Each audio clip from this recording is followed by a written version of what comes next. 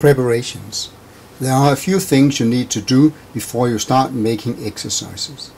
The very first thing is to create a folder that will hold your exercises, because that will make it much easier when you put it onto the internet later on. And go to the local disk C, where I create a new folder. I call the new folder Exercises 1, and there it is. Should I want to use graphics in my exercises, then it is a good idea to copy the graphics to this area as well, because that will make it easier to make sure that all the files are there when I send them to the internet. You also need to decide if you want a content page that can be used for navigation to other web pages. The typical name for a content page would be index.htm or default.htm. This is also the time where you have to decide how many exercises do you want to make and what type of exercises. It is important to decide on some names of the final exercises. For instance, the first crossword exercise could be called clos1.htm. First close exercise could be called clos1.htm.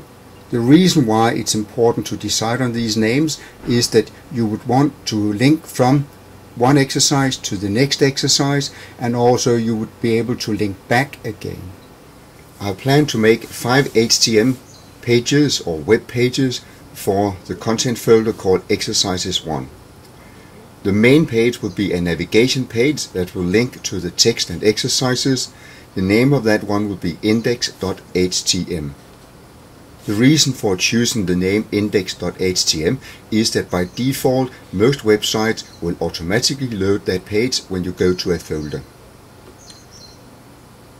The main content page with the information that will be used for exercises will be a text and video page that I have named index_en.htm.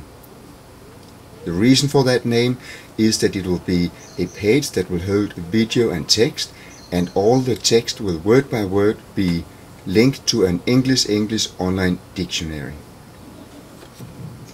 The content page will then link to a crossword exercise, and that will be named cros1.htm.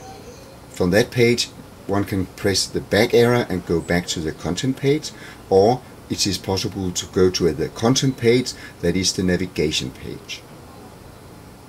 When the crossword has been filled in, a student will press on the next button, and that will take the student to the close exercise named clos1, which again links back to the navigation page and also to the crossword page. The close exercise will then link on to the maths exercise called maths1.htm. Again, that page can link to the navigation page like all other pages. The final page will be a mixed sentence exercise called mix1.htm.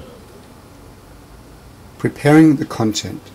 When you have found some text files that you want to use, that could be a web page or a file from a word processor, you need to clean the text for hidden extras. Hidden extras, that's information that is hidden below the words, for instance a link to another web page or information in Word like a bold letter, etc. To remove and clean that text, you need to copy the text to Notepad, and when it is needed in Hot Potatoes, you copy back from Notepad and paste it into Hot Potatoes.